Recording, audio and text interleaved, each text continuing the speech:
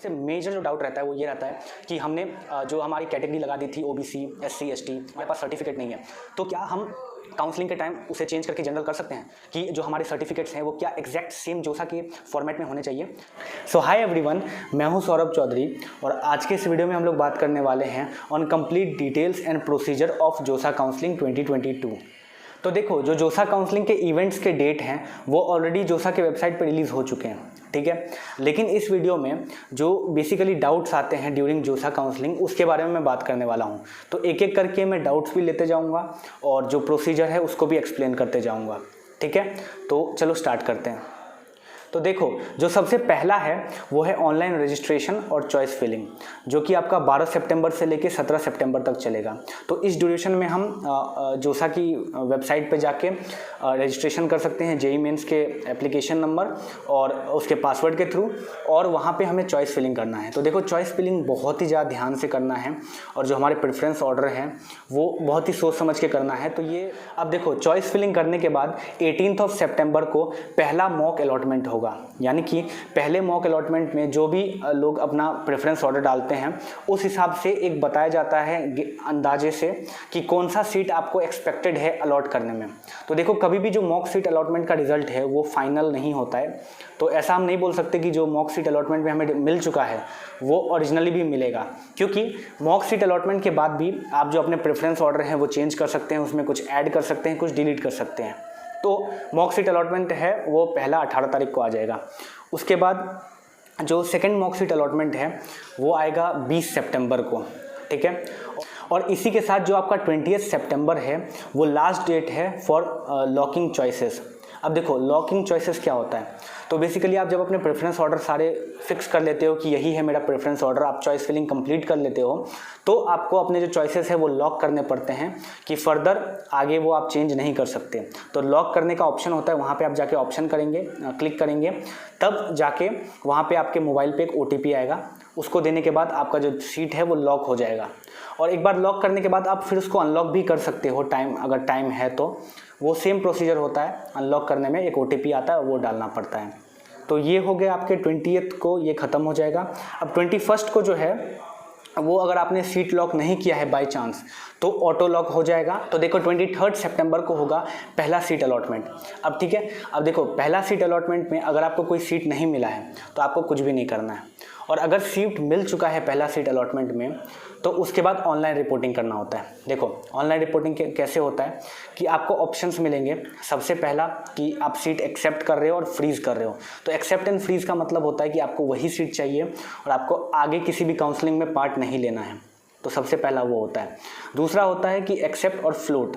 तो फ्लोट में ये होता है कि जो आपने को सीट मिला है इसके ऊपर जितने भी चॉइसेस हैं उसके लिए भी आप एलिजिबल हो। आगे अगर वो अपग्रेड हो जाएंगे तो ये सीट, वो आप सीट ले सकते हो और ये सीट आप छोड़ सकते हो।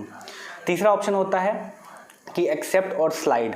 तो स्लाइड का मतलब ये होता है कि जिस कॉलेज में अगर कोई पर्टिकुलर ब्रांच अलॉट हुआ है तो उसी कॉलेज में अगर आपको कोई हायर प्रेफरेंस वाला चाहिए अगर सीट, तो उसमें स्लाइड का ऑप्शन होता है। तो अब बात करते हैं कि ऑनलाइन रिपोर्टिंग कैसे करते हैं। तो देखो, ऑनलाइन रिपोर्टिंग में कुछ नहीं करना है। सबसे पहला स्टेप होता है सीट एक्सेप्ट करने के बाद फ़ी पेमेंट। तो फ़ी पेमेंट जो पिछले साल था वो था 35K, ठीक है, 35,000, जिसमें से 2,000 जो होता है वो जोसा की फ़ीस होती है। तो 35,000 रुपये फ़ी पेमेंट करने के बाद डॉक्यूमेंट अपलोड का ऑप्शन आता है, ठीक है। और डॉक्यूमेंट क्या क्या अपलोड करना है वो ऑलरेडी मैंने वीडियो बना दिया है। और डॉक्यूमेंट अपलोड करने के बाद 2 से 3 घंटे में वो डॉक्यूमेंट वेरीफाई हो जाती है। 1 से 1 दिन मैक्सिमम लगता है, और उस वेरिफिकेशन में हो सकता है कि कोई जो वेरीफाइंग ऑफिसर है उसके तरफ से क्वेरी आए, तो उस क्वेरी को भी रिसॉल्व करना है। अगर सारे डॉक्यूमेंट वेरीफाई हो गए तो ठीक है, स्टेटस में आपको दिखा देगा कि डॉक्यूमेंट वेरीफाइड। और नहीं, अगर वेरीफाइंग ऑफिसर अगर कोई क्वेरी डालता है तो उसको भी रिसॉल्व करने का 1 दिन टाइम मिलता है, तो उसको रिसॉल्व करना है। तो इसी तरीके से जो राउंड 2, राउंड 3 और राउंड 4 के लिए है सारे प्रोसीजर सेम रहेंगे। अगर मान लो राउंड 2 में किसी को पहली बार सीट अलॉट होता है तो सेम उसको भी यही प्रोसेस करना है। उसको डॉक्यूमेंट फ़ी पेमेंट करना है, डॉक्यूमेंट अपलोड करना है, और अगर कोई क्वेरी आता है तो उसका रिप्लाई करना है। अब स्ट्रेट हम लोग आते हैं राउंड 5 की तरफ। तो राउंड 5 लास्ट राउंड होता है जिसमें आप सीट विड्रॉ कर सकते हो। तो अगर कोई भी हमें सीट अभी तक फर्स्ट, सेकंड, थर्ड, फोर्थ या फिफ्थ राउंड में मिल चुका है और उसे हमें विड्रॉ करना है, यानी कि वो सीट हमें छोड़ना है, ठीक है। तो 5th राउंड वो लास्ट राउंड होता है जहां हम वो सीट छोड़ सकते हैं, और 5th राउंड के बाद हम वो सीट नहीं छोड़ सकते। अगर वो सीट हम छोड़ेंगे तो जो हमने फ़ी पेमेंट किया है सीट एक्सेप्टेंस का, वो वापस रिफ़ंड नहीं होता है। तो अच्छा, ये जो विड्रॉ ऑफ सीट है टिल 5th राउंड, ये केवल IIT प्लस सिस्टम के लिए है। IIT प्लस सिस्टम यानी कि अगर आपको जो सीट अलोकेट हुआ है वो IIT में है, तब ये सिस्टम है कि लास्ट विड्रॉ करने का 5th राउंड है। अगर NIT प्लस सिस्टम है तब आप 6th राउंड में भी सीट विड्रॉ कर सकते हैं। अच्छा, तो अब हमारा जो 6th राउंड आ गया है, जो कि फाइनल राउंड है फॉर IIT प्लस सिस्टम, तो इसमें काफ़ी चांसेस होते हैं सीट अपग्रेड होने के, अगर आपको ऑलरेडी मिल चुका है, या फिर अगर आपको सीट नहीं मिला है तो काफ़ी चांसेस होते हैं कि 6th राउंड में सीट मिल जाते हैं। अब देखो, जोसा के 6 राउंड ख़त्म होने के बाद जो लोग CSAB राउंड में पार्टिसिपेट नहीं कर रहे हैं, या फिर जिसको ऑलरेडी सीट मिल चुका है जोसा में और वो CSAB में नहीं जा रहे हैं, उनको करना पड़ता है इंस्टीट्यूट का ऑनलाइन रिपोर्टिंग। तो पिछले साल ये ऑनलाइन ही हुआ था, अब इस बार का कंफर्म नहीं है, लेकिन इसमें क्या होता है 40 के आपको इंस्टीट्यूट फीस देने पड़ते हैं ऑनलाइन रिपोर्टिंग का, जिसे पार्शियल एडमिशन फ़ी कहा जाता है। ये डायरेक्ट आपके इंस्टीट्यूट के पास जाता है ये पैसा, और वहाँ पे आपको ऑनलाइन एडमिशन हो जाता है। तो अब हम लोग कुछ डाउट्स के बारे में डिस्कस करते हैं। तो सबसे मेजर जो डाउट रहता है वो ये रहता है कि हमने जो हमारी कैटेगरी लगा दी थी OBC, SC, ST या कुछ भी हमने कैटेगरी लगा दी थी और हमारे पास सर्टिफिकेट नहीं है, तो क्या हम काउंसलिंग के टाइम उसे चेंज करके जनरल कर सकते हैं?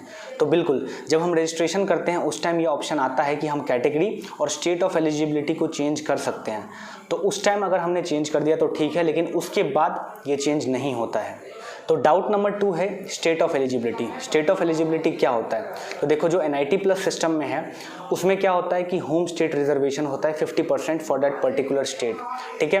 तो होम स्टेट एलिजिबिलिटी के लिए आपने जो क्लास 12th दिया है वो कोई भी बोर्ड हो सकता है, लेकिन जो स्कूल का जो एड्रेस है वो अगर उस स्टेट में है तो वो जो स्टेट है वो आपका होम स्टेट बन गया है। यानी कि ये ज़रूरी नहीं है कि होम स्टेट पढ़ने के लिए आपका वो रेसिडेंशियल एड्रेस उस स्टेट में होना चाहिए।